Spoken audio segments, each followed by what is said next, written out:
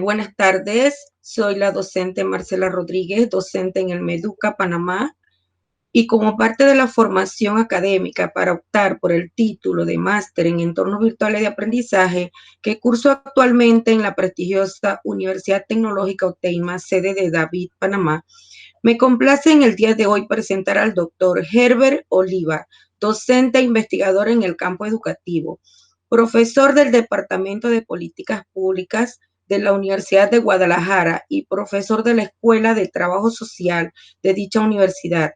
Además, coordinador de Verano TIC en El Salvador y México.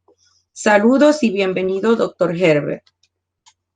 Un saludo afectuoso para todos los amigos, especialmente para ti. Gracias por la consideración.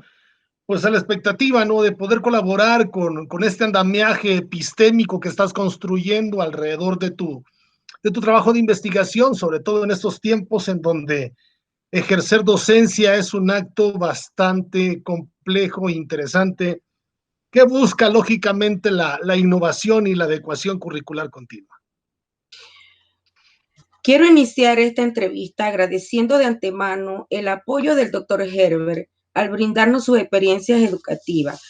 Sin más, doctor Herbert, vamos a iniciar con la primera pregunta. ¿Cuáles han sido las políticas educativas que han implementado en el pasado los gobiernos de su país con respecto a los cambios tecnológicos que se han venido suscitando a nivel mundial?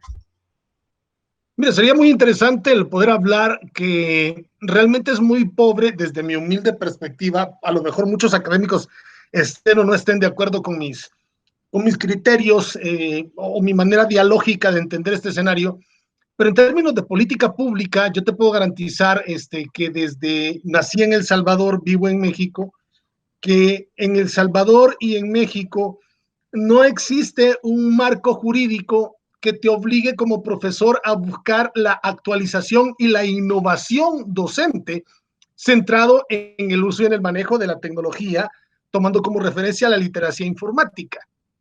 A partir de esto, la tecnología siempre ha sido una herramienta que busca mejorar iniciativas metodológicas en el que cada quien ha hecho lo que ha querido, como ha podido y con los recursos que ha tenido. Entonces, sí te puedo garantizar que yo desconozco realmente de un marco jurídico que tenga por pauta o por norma el obligar a que sus profesores se actualicen en el tema de la literacia informática. Ahora bien, creo que cada uno de nosotros, dentro de los diversos contextos y escenarios educativos, hacemos lo que podemos. Y es que es bien interesante intentar hacer docencia posmodernista en una escuela rural en donde no hay internet ni tampoco hay las condiciones de energía eléctrica como para poder tener computadoras. Frente a estas adversidades, ¿es viable realizar una educación centrada en el uso y en el manejo de las TICs? Pienso que no. Ese sería mi argumento en referente a tu primer interrogante, ¿no? Yo realmente como tal desconozco incluso si existía de larga data alguna propuesta de política pública que nos permitiese estar preparados para la adversidad. Y es que sin temor a equivocarme, puedo garantizarte que no existe institución educativa que haya estado preparada a darle cara al advenimiento tan dificultoso de lo que implicó dar clases y ser docente en tiempos de coronavirus. Doctor Herbert, comparte algunas experiencias del pasado, tanto en la implementación de herramientas tecnológicas como en metodologías que han resultado beneficiosas, producto de la adopción de algunos cambios que se han dado en la educación en su país. Pues mira, va a ser como muy interesante el poder plantearte como estrategias. Es que es bien curioso, porque hay una perspectiva errónea de pensar, de creer y de asumir que el manejar tecnologías mejora la educación, lo cual yo considero que es totalmente una falacia. Yo creo que la mejora sustancial de la tecnología parte por el empoderamiento metodológico de los docentes. Te voy a explicar lo que ocurrió acá en México con el programa Aprende en Casa de la Secretaría de Educación Pública.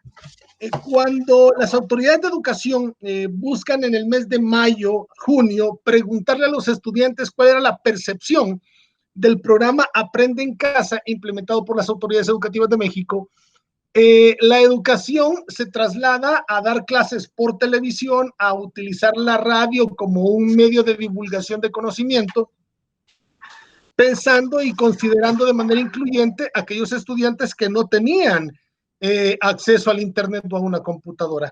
En ese sentido, resulta ser que los estudiantes manifestaron que no estaban aprendiendo porque sentían que era un esquema educativo repetitivo y de bajo valor en aportación de conocimientos. ¿Por qué? Porque los profesores estaban trabajando con estructuraciones didácticas pensadas en la presencialidad y no en la virtualidad. Ahora bien, lo que tú me estás pidiendo son experiencias de éxito. Yo te puedo hablar de los ejercicios de gamificación, por ejemplo, que a través de recopilar elementos del juego hacen que una clase pueda ser innovadora, disruptiva y que busque mejorar en términos de eficiencia y eficacia la calidad de aprendizaje significativos. Te puedo hablar cómo en algunos escenarios la educación se ha valido mucho de herramientas como Kahoot para mejorar la implementación de estrategias innovadoras de evaluación del aprendizaje. Ese tipo de herramientas, ese tipo de tecnologías le dan un valor agregado a la acción o al proceso de enseñanza-aprendizaje sin perder de vista lo que te acabo de señalar con anterioridad, que no son las tecnologías la clave del éxito educativo, que es la metodología docente, la vocación del docente y el espíritu del compromiso que el docente adquiere por querer innovarse y superarse a sí mismo frente a los nuevos escenarios tan complejos de este mundo posmodernista. Podríamos decir entonces que era necesario pasar por una situación de pandemia para adoptar una nueva visión educativa. Mira, lo que ocurre es que ya algunos sociólogos como Edgar Morin ya replanteaban una idea futurista de identificar cuáles eran los saberes necesarios para la educación del futuro, y frente a ello habían dos elementos que Morin rescataba, en donde yo puedo recapitular qué es lo que pasó.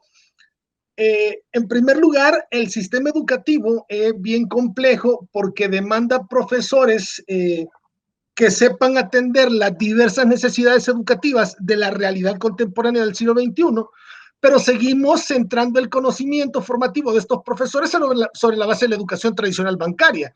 Entonces yo pregunto, ¿estamos formando profesores que sepan afrontar las incertidumbres? ¿Estamos enseñándole a los profesores a saber interactuar en una dinámica de enseñanza y aprendizaje frente a las nuevas generaciones de millennials y centennials? Las tecnologías educativas han estado presentes de larga data, pero hemos sido nosotros, los mismos profesores, los que no hemos querido en muchas ocasiones subirnos al tren de la modernización. Y es que también hay un tema muy complejo, pero que toca las hebras muy sensibles, que es el tema de la dignificación docente. Me estás pidiendo que yo tenga que ser un profesor innovador, que actualice sus conocimientos frente al uso y manejo de la tecnología, pero el salario no me da para poder comprar o adquirir esa tecnología. Entonces, estas dinámicas, estos bemoles que nos presenta la educación, vuelven complejo el panorama actual. Y es que es importante recordarte que de marzo al mes de junio, julio, más de 122 millones de estudiantes se vieron afectados en toda Iberoamérica por el cierre de las instituciones educativas. Entonces, replanteo nuevamente, ¿estamos preparados los profesores para enfrentar la adversidad? Creo que esta pandemia ha venido a poner las barbas en remojo para poder darnos cuenta que es importante tener herramientas auxiliares para enfrentar la adversidad, trasladando los escenarios presenciales a virtuales. Y para eso se necesita una perspectiva docente innovadora, un profesor con intenciones de cambio hacia el uso y el manejo de la tecnología. Acá en nuestro país se nos habla de la educación no excluyente, donde se requiere que la educación llegue hasta lugares y regiones más apartadas del país. ¿Qué están haciendo ustedes al respecto para considerar estas regiones apartadas, lugares donde no hay conectividad? ¿Qué han hecho en su país? Mira, déjame te comparto mi experiencia, que es lo que yo he estado haciendo. Yo trabajo mucho le apuesto mucho a ejercicios de intervención educativa centrados en tres elementos fundamentales. Número uno, ejercicios de innovación educativa que no demanden el uso de Internet. Dos, que cualquier computadora, por vieja u obsoleta que esté, pueda aplicar estos ejercicios de innovación educativa. Y tres, que estos ejercicios de innovación educativa busquen la generación de aprendizajes significativos. Mira, es bien interesante el encontrarte hoy en este mundo en el que Manuel Castel diría de la sociedad del conocimiento, un sinfín de sabelotodos que desde la palestra cómoda del escritorio hablan sobre los diversos problemas de la educación del mundo posmodernista, pero son pocos los que dan soluciones. Y ante ello, yo he decidido concentrarme en tratar de generar herramientas de intervención metodológica que ayuden a que los profesores de los contextos rurales, los profesores de escuelas públicas, los profesores que no cuentan con ese apoyo, con esa motivación, con esa palmadita en la espalda para decirte que sigas haciendo eso, pues estoy generando este tipo de intervenciones innovadoras, espacios en los que estamos trabajando. Te puedo decir que el más importante hoy en día que yo conozco es Verano TIC. Es una iniciativa del profesor Eric Miranda en donde al sistema educativo panameño se le está capacitando de manera gratuita. ¿De qué manera el ejercicio de la virtualidad vuelve no incluyente, sino excluyente el ejercicio educativo? Cuando tienes que pagar internet para acceder a una educación. Entonces, desde esa panorámica, el estudiante que no paga internet no puede tener acceso a la educación. Ya con eso tienes tú como un parámetro para percibir que también la educación virtual puede ser excluyente y marginadora. Y es que tenemos que tener claro que el ejercer el autoaprendizaje por parte de los estudiantes garantizó que los años lectivos escolares no se perdieran del todo, porque en muchas ocasiones los profesores no tenían el uso y dominio de la herramienta informática como los mismos estudiantes. Eso permitió que muchos estudiantes se hicieran responsables de su propia formación. Ha sido muy extenuante el tema del coronavirus por los altos índices de desquebrajamiento de la salud mental, en donde profesores, personal administrativo, yo te comento mi experiencia, a mí se me quintuplicó el trabajo, es decir, tenía más responsabilidades, tenía que preparar diseños instruccionales, preparar videos, nutrir los guiones de clase, planificar y repensar estrategias de evaluación diferentes. Y ha sido muy, muy complejo este panorama. Este fenómeno ha venido a sentar las bases para un replanteamiento del modo y de la forma en que generamos educación en América Latina. De acuerdo a lo que usted me dice, se ha venido trabajando como de manera individual, no así con un plan operativo, digamos, bien replanteado por el gobierno para afrontar el reto académico en estos momentos de pandemia. ¿Conoce usted en su país, nos puede compartir acerca de alguna iniciativa de gobierno de manera general para afrontar esta situación de la educación en estos momentos? Sí, es el programa que te mencionaba con anterioridad, el programa que implementa la Secretaría de Educación Pública de México, que se llama Aprende en Casa. Acá los profesores trabajaban con sus estudiantes sobre la base de contenidos que se impartían por televisión y por radio, ¿no? Ese creo que es un apartado muy, muy interesante que te permite a ti darte como lineamientos prácticos de qué se debe hacer en tiempos de pandemia. Una experiencia que te puedo decir que me ha funcionado a mí desde la Universidad de Guadalajara fue como muy curioso porque cada profesor hizo lo que podía, ¿no? Unos trabajaron con Moodle, yo trabajé con clase invertida, con el Flip Class, y te voy a explicar cómo lo hice. Yo grababa mi clase y en el video que grababa, primero procuraba que fuera de 20, 30 minutos. Ahí explicaba en esencia la metodología de la clase y por último generaba las pautas de evaluación que me generaran indicadores de logros para yo poder evaluar la asignatura. Nunca hice sesiones en Zoom, en Meet, no. ¿Por qué?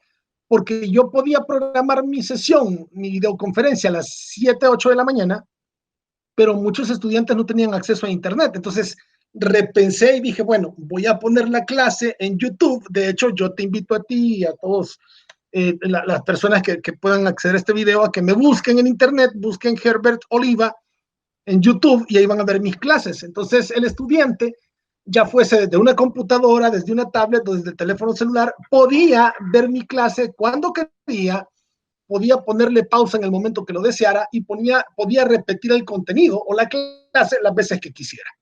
Esa fue la forma en la que yo trabajé y te puedo garantizar que al menos en un primer acercamiento a una evaluación docente, pues muchos estudiantes de la Escuela de Trabajo Social quedaron muy complacidos. Interesantes sus aportaciones, doctor. Me gustaría conocer qué estrategias están utilizando para incluir a los padres de familia como aliados de la educación en esta nueva modalidad. Mira, yo creo que directamente no estoy tan seguro que se esté haciendo algo directamente con los padres. Bueno, en mi caso yo trabajo con educación superior y nosotros no trabajamos con bases pedagógicas, sino que con bases andragógicas. Entonces, es decir, educación para adultos. Pero te voy a decir qué es lo que yo pienso. Yo pienso que la forma en cómo se puede hacer la tría sintomática de escuela, hogar y estudiantes podría ser, están los padres de familia al pendientes de qué es lo que está haciendo su hijo cuando está al frente de la computadora. Desde una visión axiológica centrada en valores y principios morales, tenemos serias dificultades porque los profesores en las instituciones educativas no solo peleamos contra el hacer que el estudiante aprenda, sino que también peleamos con redes sociales, con plataformas de mensajería, porque mientras tú te preparas una clase durante una semana, te toca dar la clase ese día y el estudiante está más pendiente de estar en el WhatsApp, en el teléfono. Entonces yo creo que mientras los padres de familia le sigan restando autoridad al conglomerado docente, pues vamos a seguir teniendo estas debilidades y vamos a seguir culpando a la escuela de los problemas de formación que no se hacen de manera concreta en el hogar. Entonces, el profesor no puede ser responsable de la malcriadeza del estudiante o de la falta de motivación del estudiante si el papá no está interesado en generar un acompañamiento. Pero como esta es una estructura generacional, hay muchos papás que no conocen de tecnología y pues no tienen esa capacidad de acompañar directamente a sus hijos. Yo, más que hablarte de experiencias que conozco, te puedo generar a lo mejor un marco de reflexión en el cual se pueda invitar a que los padres de familia sean más conscientes de estar supervisando qué es lo que está haciendo tu hijo, qué es lo que consume tu hijo en medios de comunicación, cuál es la cantidad de tiempo que tu hijo le dedica al estudio, quiénes son los amigos de tus hijos.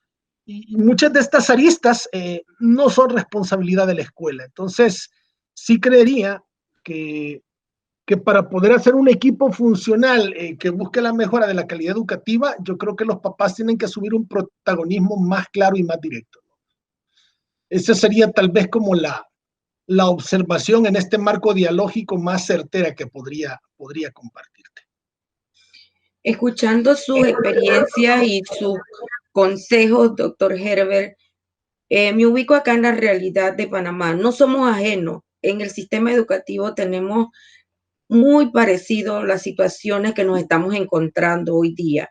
Nos falta mucho eso de la responsabilidad en casa, de la formación en valores, que el estudiante aprenda, ¿verdad?, a ser más responsable de su propio aprendizaje, que aprenda a manejar lo que son las redes sociales y todo esto de la tecnología, para que se enfoque directamente en que él es un ser que está preparándose para insertarse a la vida laboral. Entonces, esto me lleva a preguntarle, repensando la educación, ¿considera usted que se deben modificar de aquí en adelante las metodologías que hasta ahora hemos estado utilizando en función de las necesidades del estudiante? Yo creo que sí, porque tal y como lo planteaba el célebre sociólogo Humberto Eco, yo creo que hoy en la contemporaneidad educativa estamos frente a Homo Videns, un grupo de estudiantes estructurados en generaciones de millennials y centennials que nacieron con un apéndice umbilical llamado Internet, ¿no? Algo que nosotros no. Entonces, si van modificándose las formas en las que los estudiantes van aprendiendo, ¿por qué los docentes no deberían de modificar las formas en las que tienen que enseñar? A partir de ello, yo siempre voy a decirlo, el error que se comete es pensar que una clase buena es aquella que tiene la mejor tecnología. Mentira. Yo creo que una clase buena es la que el profesor se auxilia de una metodología o de muchas metodologías para canalizar un aprendizaje significativo. Eso es repensar la educación. Repensar la educación implica tratar de que muchos dinosaurios de la pedagogía contemporánea dejen de creer que el ritmo de enseñanza gira alrededor del profesor. No, ya Honey y Alonso planteaban que la enseñanza debe de ejecutarse de conformidad a la variedad de estilos de aprendizaje del estudiante. Y ahí es donde nosotros empezamos a ver desde una postura soberbia profesores que pierden el derecho de enseñar cuando no quieren aprender, profesores que se niegan a capacitarse, profesores que se niegan a dar ese paso tan relevante en la dinámica innovadora. Reitero nuevamente, es que no es la tecnología per se la que va a mejorar el hecho educativo, es el uso y el empoderamiento de estrategias metodológicas que vuelvan una clase dinámica, interesante, entretenida, utilizando herramientas tecnológicas, pues claro, ¿no? Tratando de generar y de conquistar aprendizajes significativos. Eso es lo que creo que volvería interesante frente al ejercicio de replantearse educar en la posmodernidad. Hacia futuro, doctor Herbert, y ya para concluir esta entrevista, hacia futuro, el futuro de la educación, ¿cómo usted lo visualiza en su país, en el mundo entero, en regiones como las de nosotros, que pues tenemos muchas limitantes en cuanto a la educación? Yo creo que no podemos pensar en una mejora sustancial de la educación mientras quienes gobiernan, mientras quienes manejan las directrices educativas no tengan plena conciencia de lo importante que es dignificar la carrera docente. Es increíblemente absurdo que la secretaria de un diputado pueda obtener, y no estoy desmeritando el trabajo de una secretaria, pero no es posible que ella pueda ganar un mejor salario que un profesor que se encarga de formar el recurso humano que va a formar parte del componente del nuevo tejido social. Entonces, mientras no tengamos claro que dignificar al docente pasa por darle condiciones salariales dignas, por darle el verdadero equipamiento tecnológico en capacitación, en formación al profesor, becarlo para que estudie maestría, porque quieres profesores preparados, pero miras la postura del gobierno de no querer darle becas para que estudien aún en la misma universidad pública. Y es que ahí te vas a encontrar también con una situación que es hasta risible y absurda, el pensar que el profesor que vive, que trabaja en la escuela pública, que recibe un salario gubernamental, es decir, que el gobierno le paga, aún trabajando para la escuela pública, a sus hijos los pone a estudiar en la escuela privada. Absurdo. Entonces yo pienso que al visualizar el futuro de la educación, tenemos que replantearnos una dignificación docente, de dotarle de buen salario, de buena formación, de buen equipamiento, porque cuando tú tienes a un docente comprometido, tú obtienes a un docente con un espíritu de vocación y de servicio como nunca antes visto. Ejercicios en la práctica real, bueno, los profesores de Finlandia, no nos vayamos muy lejos, Costa Rica tiene profesores muy bien pagados. Yo te puedo hablar de Panamá, conozco profesores universitarios que ganan $4,000 y frente a ello, ¿qué me garantiza que puedan dar la calidad educativa que ese salario debería de obligarlos a darles? Entonces la dignificación docente pasa por múltiples aristas, desde tener profesores muy bien preparados, de tener un sistema que sepa responder a las necesidades de formación del modelo económico imperante, y que se empiece a pensar más en una educación orientada por la adquisición de competencias. Si es que ya Delors ya lo planteaba, ¿no? El saber, el hacer, el construir, y hablaba de estos componentes actitudinales, procedimentales y conceptuales. Cuando tú piensas en un proceso dinámico orientado bajo estas directrices, te puedo garantizar que los resultados de la calidad educativa van a mejorar de manera sustancial. Yo creo que pasa por el replanteamiento de políticas públicas, pasa por el replanteamiento de filtrar los perfiles de quienes van a ser los docentes de nuestros países latinoamericanos. Y es que es ridículo que el personaje que no quedó en el examen de admisión de la universidad, de la escuela de medicina, termine ingresando a la escuela de formación pedagógica porque no pudo ser doctor.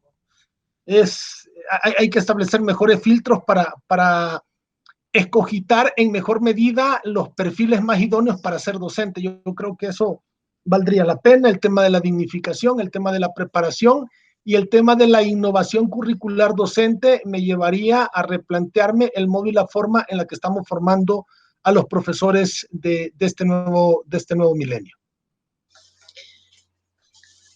Doctor Herbert, usted me ha honrado con esta entrevista, compartiendo sus experiencias, sus recomendaciones, su punto de vista, lo que pasa en su país, que no estamos nosotros aquí en Panamá ajenos a esa realidad, vivimos las mismas dificultades en cuanto a la educación. Sí, nada más recordarte que soy yo el que te agradece el haberme considerado, y recordando que cuando yo estaba dentro de mis procesos educativos formativos, acudí a muchas personas y muchas personas siempre tuvieron a bien darme espacio para generar entrevistas, y ahora me toca a mí, desde la postura de mi cosmovisión pedagógica, el compartirte mis argumentos. Yo nada más voy a cerrar mi planteamiento epistémico diciéndote que en lo personal, las grandes batallas educativas que he tenido las he ganado siempre de la mano de Dios, y creo que es importante que los docentes podamos revestirnos de humildad para servirle a los demás, recordándole a todos los académicos que si obtienes una maestría o un doctorado, que no te sirva para hacerte más petulante ni más soberbio, al contrario, que el estudiar más te sirva para ayudarle más al sistema educativo del país en el que has nacido, ¿no? Así es que, sin más preámbulos, agradecerte la consideración, y pues emito un fraterno saludo a toda la comunidad docente de Panamá, y cuenten siempre con este servidor, ¿no? Para las veces que sean necesarias, y desde mi trinchera humilde, ahí estaremos sumando con nuestros aportes y nuestras propuestas de solución a las diversas problemáticas pedagógicas. Muchísimas gracias, doctor Herbert. Créame que apreciamos todas sus recomendaciones, todas sus experiencias, y de seguro que pues las vamos a compartir entre el cuerpo docente, porque esto nos nutre, nos ayuda a nosotros a crecer y a fortalecernos más, apoyarnos para continuar, como dice usted, pues este es un trabajo de equipo, este es un trabajo que nosotros estamos lidiando día a día. Escogimos ser docentes y que más dar lo que Dios nos da a nosotros para el servicio de los demás. Así es que muchas gracias, doctor Herbert, y cuando edite el video entonces se lo pasaré. Sin duda alguna, te mando un fraterno abrazo y estaré muy atento a ese video para yo también poder compartirlo como una evidencia sustancial de lo que se puede hacer desde el contexto virtual. Tú en Panamá, yo en Guadalajara, y ambos dentro de estas sinergias generando propuestas de solución a los diversos problemas que convergen en la realidad educativa latinoamericana. Un fuerte abrazo, que Dios te bendiga abundantemente. Amén. A usted también, doctor. Muchas gracias. Bendiciones.